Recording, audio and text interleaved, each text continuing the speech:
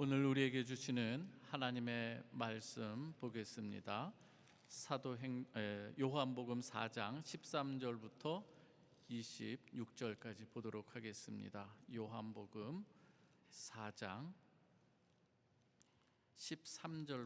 13절부터 보겠습니다.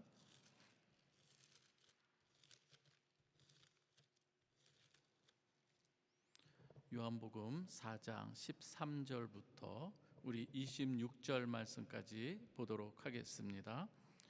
교독합니다. 예수께서 대답하여 이르시되 이 물을 마시는 자마다 다시 목마르려니와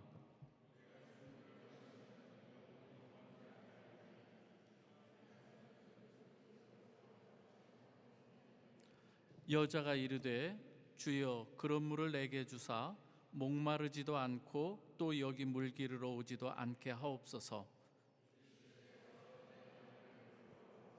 여자가 대답하여 이르되 나는 남편이 없나이다. 예수께서 이르시되 내가 남편이 없다 하는 말이 옳도다.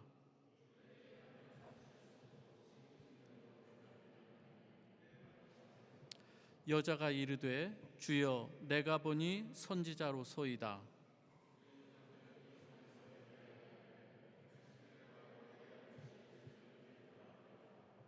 예수께서 이르시되 여자여 내 말을 믿으라. 이 산에서도 말고 예루살렘에서도 말고 너희가 아버지께 예배할 때가 이르리라.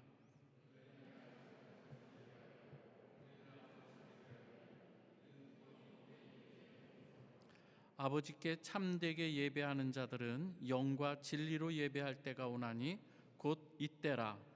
아버지께서는 자기에게 이렇게 예배하는 자들을 찾으시느니라.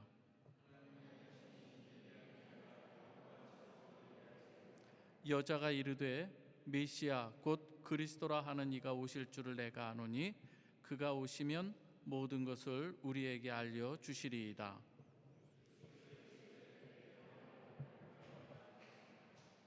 아멘.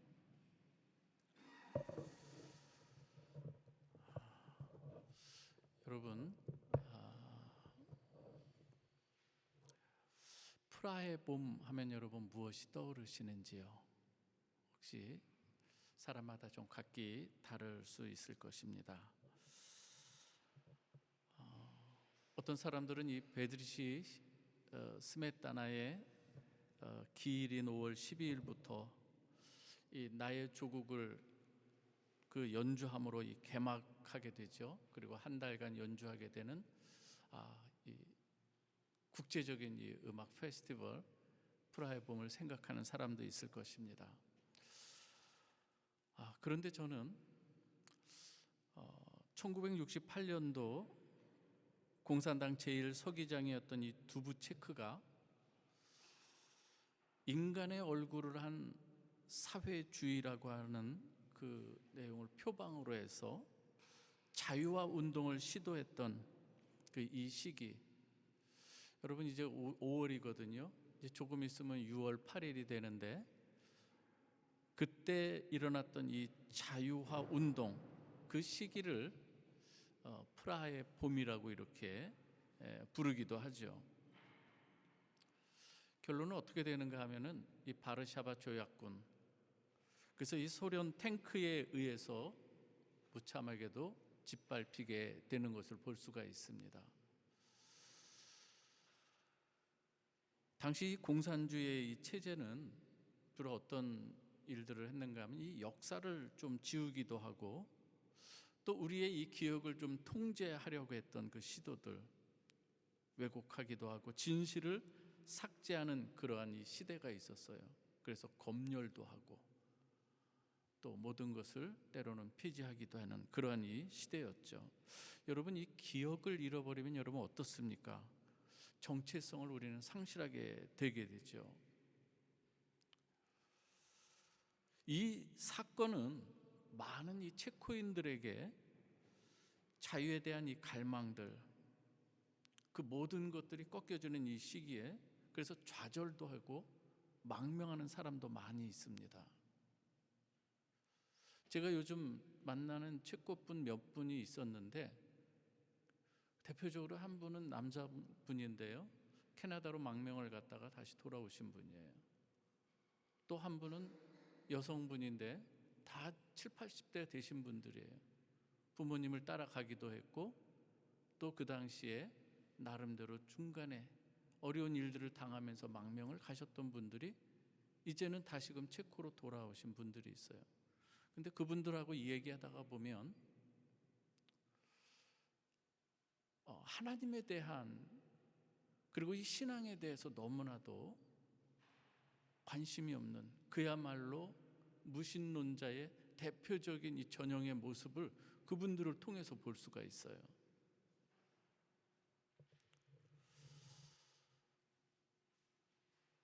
여러분, 이 시대적 배경을 소재로 해서 여러분 쓴 소설, 여러분 혹시 기억하시는 분도 있을 것입니다. 여러분 혹시 밀란 쿤데라의 참을 수 없는 존재의 가벼움이라고 하는 여러분 소설 읽어보신 분도 있을 텐데요. 그 시대적 배경이 바로 1968년도 프라하의 봄, 그 이후에 체코인들의 이 삶에 그들의 마음속에 가지고 있던 어떤 그 내용들이 어떻게 삶 속에서 녹아져 나오는가, 이것들을 기록을 해놓은 이 소설이기도 하죠. 저도 오래전에 읽었는데 다시 한번 이렇게 상기하면서요, 주요 인물에 보면은 여러분 토마시라고 하는 사람도 나오고 테레지아, 사비나, 프란츠 등이 이렇게 나옵니다. 근데 이들의 삶은요, 사랑과 모든 자유를 이 갈망들을 합니다. 그러나 때로는 정치적인 이러한 상황 속에서 혼돈하기도 해요. 흔들리기도 하는 걸 볼 수가 있죠. 소설 속의 토마시는 의사였어요. 그런데 이 토마시는 자유로운 삶을 원하면서 굉장히 쾌락을 추구하게 되는데요. 상대방을 바꿔가면서 요즘 말로 관계를 이렇게 반복하지만 그러나 진정한 안식을 찾지를 못합니다. 사비나라고 하는 여인도 있어요. 가벼움을 사랑하면서 구속 이런 거 싫어합니다. 책임 이런 거 관심이 별로 없어요. 끊임없이 자기 만족을 위해서 추구합니다. 떠나기도 하죠. 결국 이 외로움이라는 게 그 여인의 마음 가운데 남아있고 정체성이 상실되는 그런 이 모습들이 그려져 있기도 합니다. 또 한 인물은 어떤 것이 있는가 하면 반대로 어린 시절에 어머니의 관계 속에서 좀 어려운 부분들, 수치심이라든지 불안, 그리고 자기 상실을 경험한 이 테레지아라고 하는 이 여인은 이제는 자신에게서 좀 그런 부분들을 좀 새롭게 이제 그 반복되지 않기를 원하고, 그래서 이 사랑의 무게라는 것, 헌신, 이 책임 이런 것들을 좀 갈망하기 시작합니다. 그런데 한편으로는 그 여인의 마음속에는 사랑하면서도 한편으로는 좀 두려운 마음이 있는 거예요. 헌신하면서도 불안하고 의미를 찾아 나가려고 노력은 하지만 확신을 하지 못하는 이런 부분들이 있는 거예요. 소설의 등장인물들을 가만히 살펴보면 오늘 현대인의 우리의 삶 가운데 나타나는 우리의 마음들, 우리 영혼들의 어떠한 일상 가운데서 보여지는 이 모습들이 이 캐릭터들을 통해서 나타나고 있지 않나 생각해 봅니다. 가벼움을 추구하는 이 시대에 여러분 가정들이 많이 흔들리고 있습니다. 물론 여기에서 이 가벼움이라고 하는 것은 일생이 우리의 인생에 있어서 한 번뿐인 것, 반복되지 않는 것, 검증되지 않는 어떤 이러한 부분에 있어서 이걸 가벼움으로 밀란 쿤데라는 얘기를 하고 있긴 하죠. 여러분 이러한 가운데서 제가 굳이 언급하지 않아도 가정에서 일어나는 일들을 한번 좀 생각해 보면 과연 어떠했을까? 자기의 원하는 것, 욕망, 쾌락 이것 자유롭게 발산하면서 살아가는 이 가운데 거기에서 오는 어떤 그 결과물들, 한번 이것이 가정으로 투영된다고 했을 때에 어떠한 일들이 벌어질 수 있을까? 오늘 여러분 읽었지만 이 본문에 나오는 이 사마리아 여인도 그 당시도 굉장히 이 지배적인 이러한 가운데서 살아가는 이 여인, 정치적인 그러한 이 역학 관계 속에서 때로는 유대인과 사마리아와의 이 사이에서 서로 적대시하는 이런 가운데서 또 놓여져 있는 그 여인, 더군다나 더 다른 사람에게 내세울 것 없는 이 여인, 여러분 한번 생각해 보십시오. 이 여인에게 있어서 삶의 의미가 과연 무엇이었는가? 이 여인은 지금 남편이 그동안 6번 바뀌었습니다. 남편이 6번 바뀌었다고 한다면은 여러분 혹시 그 가정에서 일어났던 여러 가지 자녀나 주위에서 어떤 일들이 있었을까 하는 거죠.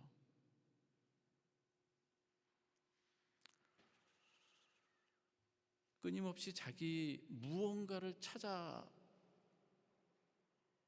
자기의 그 뭔가를 채우기 위해서 계속 무엇을 통해서 시도하고 있습니까? 남편이라고 하는 것을 통해서 시도를 하고 있는 거예요. 어떤 사람이 이거 남편으로, 지금 본문의 남편이지만 오늘 우리 시대 속에서는 다른 것으로, 때로는 자녀라고 하는 걸 통해서 뭔가를 자기의 그걸 채우려고 한 사람도 있고요. 아니면 명예라든지 아니면 다른 어떤 그 무엇인가를 가지고 계속 길어 올리면서 자기 것을 채우지만 채우지 못하는 이러한 이 모습들, 혹시 우리 가운데서도 얼마든지 있을 수 있습니다. 비록 남편 6은 아니지만.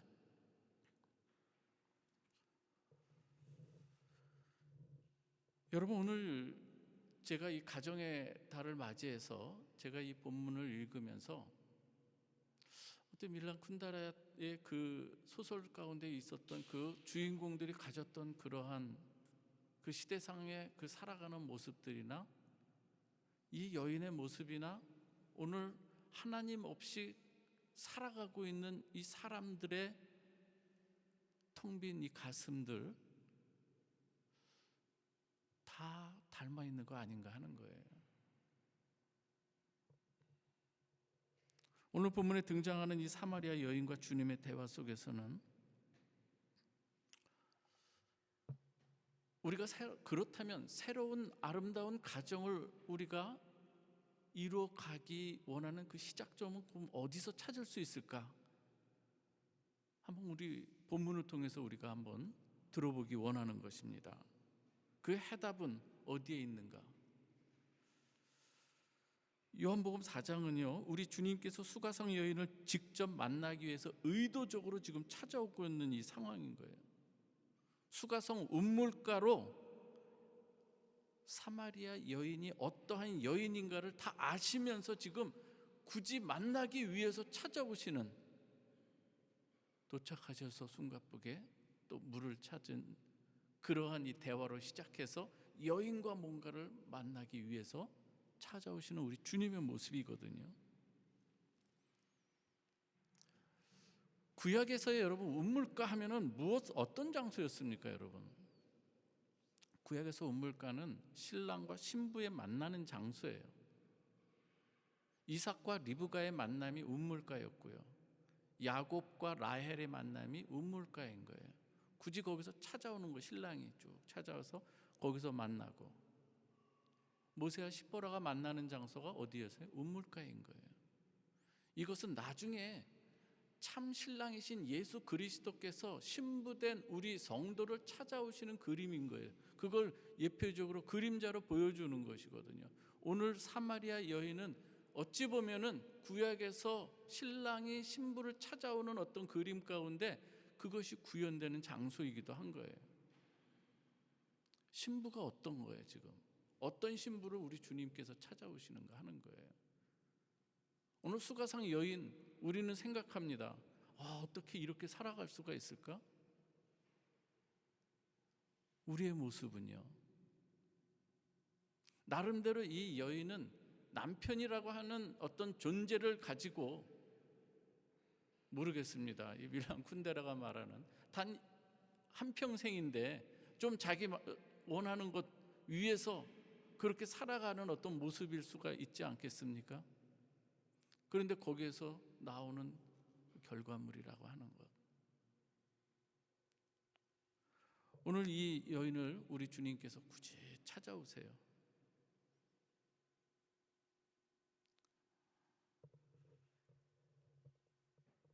구약에서는 이렇게 많은 사람들이 신랑이 찾아왔을 때 신부가 맞이해서 집으로 들어가서 결국은 아름다운 가정을 이루고 하나님의 언약을 이루어가는 그 놀라운 이 모습들을 계속 이어져 오고 있는 거예요.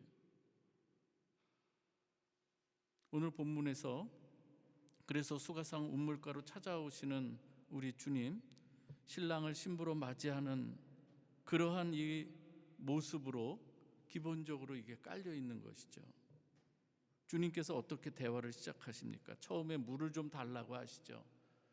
여인의 대답은 너무나도 냉소적이에요. 당신은 유대인의 남자로서 어찌하여 사마리아 여자인 나에게 물을 달라 하나이까? 주님께서 대답하세요. 거기서 이어가십니다. 내가 만약 물을 달라 하는 이가 누구인 줄 알았더라면 내가 나에게 달라 했을 것이다. 그러나 지금 내가 누구인 줄 모르기 때문에 오히려 내가 반문하고 있는 것이지. 그러면서 이야기가 이어지기 시작하죠. 우리 주님 말씀하십니다. 내가 주는 물을 마시는 자는 영원히 목마르지 아니하리니 내가 주는 물은 그 속에서 영생하도록 솟아나는 샘물이 되리라. 이렇게 얘기합니다.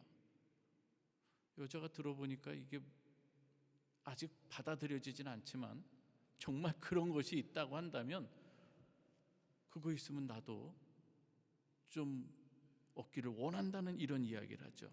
주여 그런 물을 내게 주사 목마르지도 않고 또 여기 물 기르러 오지도 않게 하옵소서.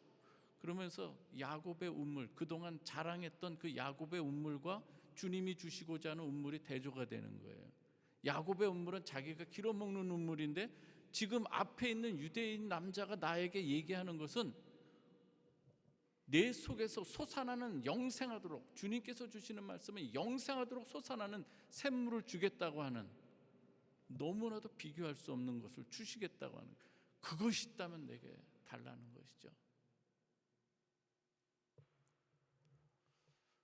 우리 주님은 실상 이 영생하도록 솟아나는 샘물을 이 여인에게 주고자 찾아오신 거거든요. 난데없이 우리 주님께서 말씀하세요. 내 남편을 데려오라. 여인의 급소를 찌르는 이야기 아닌가요? 어느 누가 자기가 6번째 남편하고 살고 있는 것 누가 얘기하고 싶겠습니까? 그게 자랑입니까? 어떤 아니지 않습니까? 여인이 남편이 없다 말하자 주님께서는 내가 남편이 원래 5이 있었고 다 아시는 거예요. 5이 있었던 걸 아시는 우리 주님, 지금의 내 남편도 참된 내 남편이 아니다. 그렇기 때문에 내 말 참되다, 맞다, 틀린 것 아니다 이야기하는 거예요. 무슨 말입니까 지금? 내가 그동안 남편이라고 하는 존재로 뭔가를 내가 만족을 위해서 그렇게 추구하면서 마치 야곱의 운물에서 이 물을 길어 먹던 그 샘물처럼 첫 번째 남편을 통해서 어떤 걸 추구했지만 일시적이고 영원하지 못하니까 2번째 남편 찾는 거 아니겠어요? 6번째 남편을 만나도 지금 여전히 갈급한 인생으로 남아있는 이 여인의, 한마디로 그녀는 예수 그리스도 앞에 모든 것이 드러나게 되죠. 우리 주님께서는 이 여인을 향해서 정죄하려고 하는 것이 목적이 아니에요. 주님의 의도는 지금까지 붙들고 오면서 내가 원하던 것을 좀 채워보려고 하는 이 모든 것들, 이 가짜 남편들, 세상의 힘으로 뭔가 공허를 채워보려고 했던 너의 이 모든 시도들, 과연 그것으로 네가 정말 원하는 걸 얻었느냐 아니지 않느냐라는 것을 동의하게 만드는 거 아닐까요? 그것을 내려놓게 하시기 위함인 거예요. 내가 지금 하고 있는 그것으로 내 인생이, 내 모든 원하는 것들이 과연 그대로 되냐? 아니다. 이거 내려놓게 하시는 거예요. 자신의 목마름의 정체가 무엇인지, 지금껏 얼마나 엉뚱한 음모를 지금 파왔는지를 깨닫도록 우리 주님께서 이 여인에게 말씀하신다는 거예요. 여러분, 의사들이 죄를 들춰내는 목적이 뭡니까? 당신이 이것이 문제입니다. 그 사람은 어떤 거 지적하려고 아니라 고치기 위한 거 아니겠습니까, 여러분? 가정의 문제도 마찬가지죠. 가정에 여러 가지 있는 일들, 그러나 우리 모두가 목마른 죄인이라고 하는 이 사실을 주님 앞에 우리가 진정으로 고백해 나갈 때에 그 가정 안에서 치유는 시작되는 줄 믿습니다. 우리가 이것을 잘 알지 못하는 거예요. 주님의 이 말씀을 우리가 듣는데, 듣기는 듣습니다. 그런데 그 말씀 앞에 내가 그대로 밝혀졌을 때에 맞습니다, 이것을 고백하면서 주님 앞에 더 나아가야 되는데, 때로는 말씀이 우리를 비추어 주는데 드러나기가 싫은 거예요. 피하는 거예요. 외면하는 거예요. 교회에 나와서 우리가 하나님 안에서 다시금 새롭게 시작이 되는 어떤 그 모멘텀이 있어야 되는데, 여전히 거기를 비껴가려고 하는 우리의 본성들이 있다고 하는 것이죠. 사랑하는 여러분, 우리 모두는, 이 시간에 있는 여러분 모두는 그리스도의 신부임을 믿습니까? 아멘입니까, 여러분? 좀 크게 한번 대답해 보십시다. 여러분은 그리스도의 신부이십니까? 이게 있어야 돼. 자기 정체성이 있어야 돼. 한 가정의 남편도 주님의 신부로서 신랑 되신 주님을 만나야 되는 거예요. 한 가정의 아내도 신랑 되신 주님의 신부로서 진정 만남이 있어야 거기에서 뭔가 새로운 것이 일어나는 거예요. 근데 여전히 예배를 드리고 뭔가를 하는 것 같지만 여전히 공허할 때가 있어요. 신앙생활하면서도. 한번 이 부분을 오늘 본문을 통해서 한번 좀 살펴봐야 되는 것이죠. 어떻게 주님을 만나야 되는가요? 어떻게, 지금 주님의 이 말씀 진행 상황은 무엇인가 하면, 여인과 만나서 영생하도록 솟아나는 샘물을 그녀에게 주고, 그녀도 지금 그것을 어떻게 얻을 수 있는가를 이야기하는 가운데서 남편을 데려오라 그런 거 아니겠습니까? 거기에서 진행되는 것이, 이제는 여인이 조금씩 마음이 열리는 거예요. 처음에 유대인의 남편으로 생각했다가 당신은 선지자로소이다로 조금씩 열리는 거예요. 신앙이라고 하는 것은 이거 똑같은 거예요. 여러분, 지금 이 흐름은요, 앞에 이 가나 혼인잔치에서의 첫 표적과 두 번째 표적 사이에 두 사람의 에피소드가 등장하거든요. 하나는 니고데모와 주님과의 만남이에요. 하나는 사마리아 여인과의 만남이에요. 그래서 이 두 사람, 한 사람은 너무나도 유대교의 최고봉 아니겠습니까? 율법으로 모든 것을 아는 사람이, 지식이 부족한 사람이 아닌 거예요. 그러나 이 사람도 어떤 거예요? 자기 방식으로 아직 주님 만나지 않기 때문에 율법으로 뭔가를 얻으려고 하는 그런 이 상태인 거예요. 영적 어둠에 있는 이 상황인 거예요. 그럴 때 우리 주님께서 말씀하는 거예요.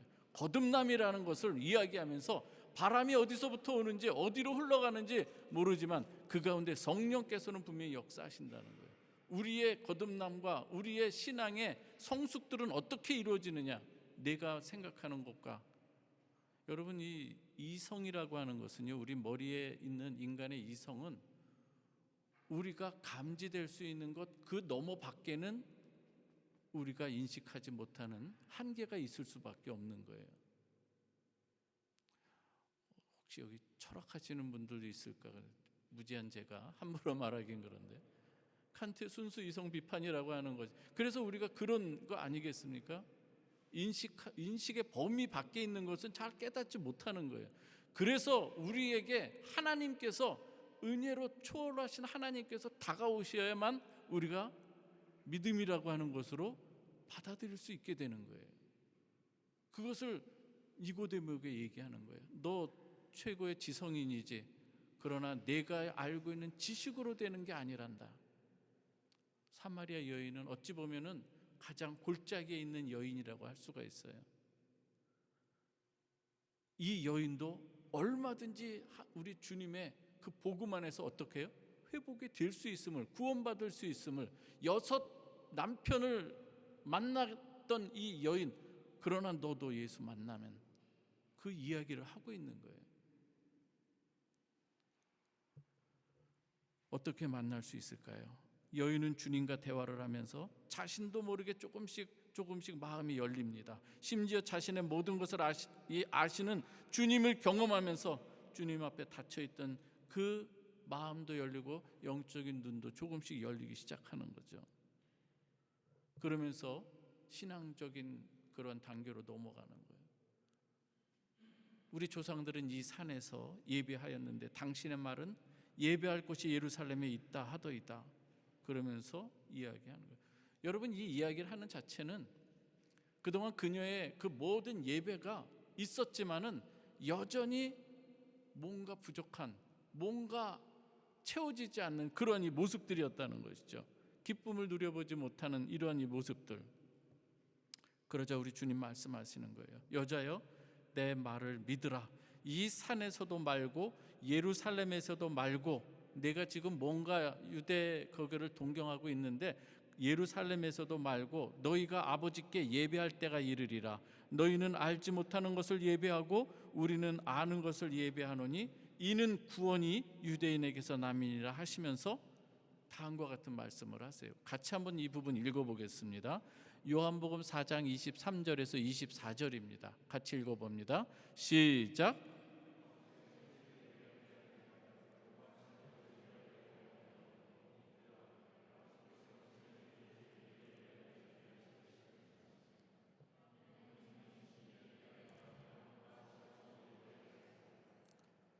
주님께서는 내가 주는 말을 마시는 자는 영원히 목마르지 아니하리니 내가 주는 물은 그 속에서 영생하도록 솟아나는 샘물이 되리라고 이렇게 말씀할 때에 여인이 나 그 물을 달라고 하잖아요. 그럼 어떻게 해요? 어떻게에 대한 해답이 오늘 여기서 예배로 다시금 이야기하고 계시는 거예요. 해결점이 예배로 연결됩니다. 사마리아 여인은 이때 이런 이야기를 합니다. 문득 메시아 그리스도라고 하는 분이 오시는 것을 저희가 아는데 그가 오시면 모든 것을 우리에게 알려주시리이다. 아직 뭐가 열려지지 않았어요? 눈앞에 예수를 아직 보면서도 아직 깨닫지 못하는 이 상황이죠. 우리 주님 말씀하시는 거예요. 이르시되 내가 말하는 그 메시아 그리스도가 내가 바로 그 사람이야. 내가 그리스도야. 이것을 오늘 이야기하고 있는 것이죠. 사랑하는 우리 성도 여러분, 우리가 예배를 드리고 있지만 정말 주님 만나서 우리의 삶 가운데 기쁨이 차고 넘치기를 원하십니까, 여러분? 우리 다시 한번 우리의 신앙생활을 다시 한번 좀 돌아볼 수가 있으면 좋겠습니다. 하나님은 영이시니 예배하는 자가 영과 진리로 예배를 드리라. 한번 우리 그동안의 예배를 한번 좀 생각해 보십시다. 말씀을 준비하면서요, 저는 오늘도 때로는 이렇게 준비하면서 뭐가 잘 돼 있나 이런 데 신경 쓰다가 때로는 내가 예배자의 자리가 아니라 마치 관리자의 자리가 서는 것. 늘 저는 그래서 기도하면서 아버지 하나님, 제가 오늘 예배자가 되기를 원합니다. 기도를 매일 하는 거예요. 어떤 땐 저 뒤에 앉아서 여기에 올라오기 전에 주여, 주여, 내가 예배자가 되기를 원합니다.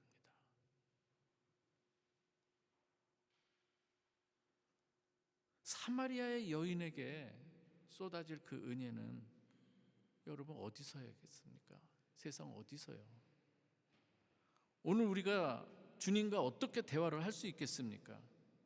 여인의 지금 닫혀졌던 이 마음이 주님과의 대화를 통해서 열려지기 시작하는데 우리가 주님과 대화를 어떻게 하겠느냐 이거예요. 하나님의 말씀인 이 성경이 우리에게 던져지는 질문들이 있고 우리에게 교훈하는 내용들이 있고, 이러할 때 우리가 거기에 대해 응답하고 기도를 녹여내고 주님과의 대화가 이루어져야 되는 거 아니겠습니까? 하나님의 말씀인 성경과 기도를 통해서 우리가 대화해야 되는데 어찌 보면 우리의 모습은 사춘기 중학교 2학년처럼 대화가 단절돼 있어요, 하나님하고.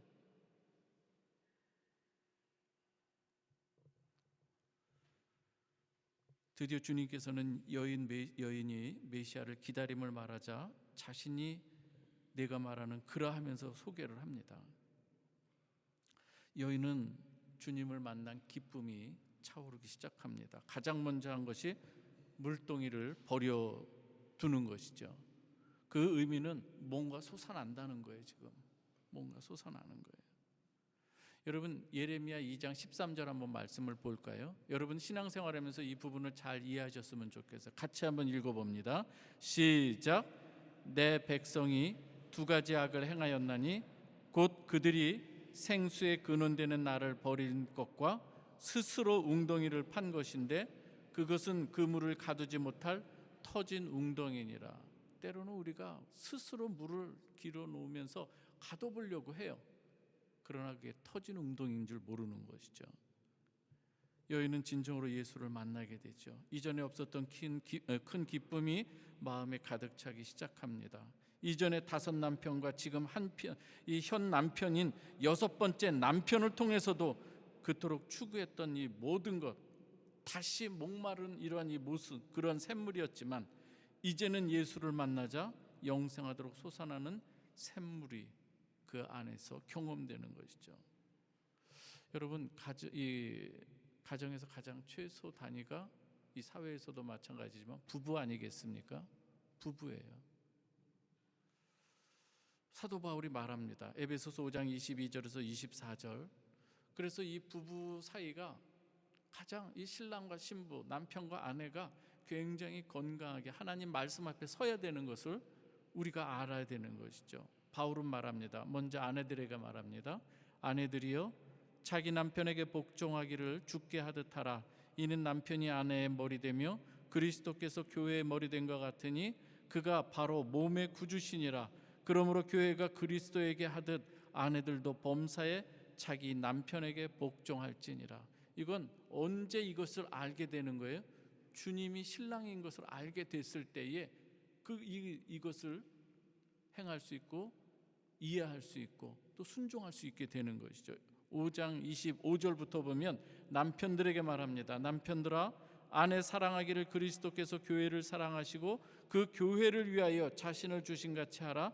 이는 곧 물로 씻어 말씀으로 깨끗게 하사 거룩하게 하시고 자기 앞에 영광스러운 교회를 세우사 티나 주름 잡힌 것이나 이런 것들이 없이 거룩하고 흠이 없게 하려 하심이라. 이와 같이 남편들도 자기 아내 사랑하기를 자기 자신과 같이 할지니 자기 아내를 사랑하는 자는 자기를 사랑하는 것이라.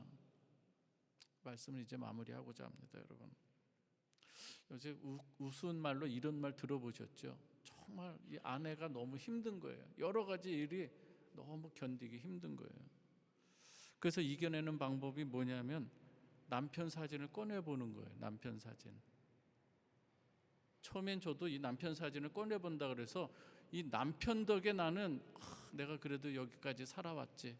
참 나는 다른 거 없어도. 그런데 하는 얘기가 무엇입니까?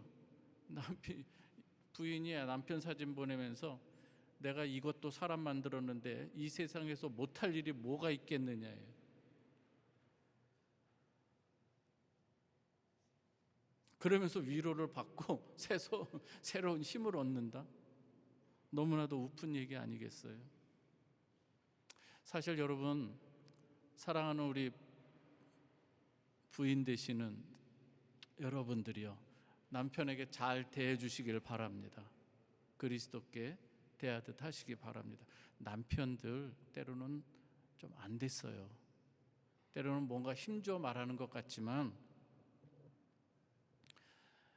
그래서 말하지 않습니까? 남편들이 여성들한테 여자의 마음은 갈대다. 들어보셨나요?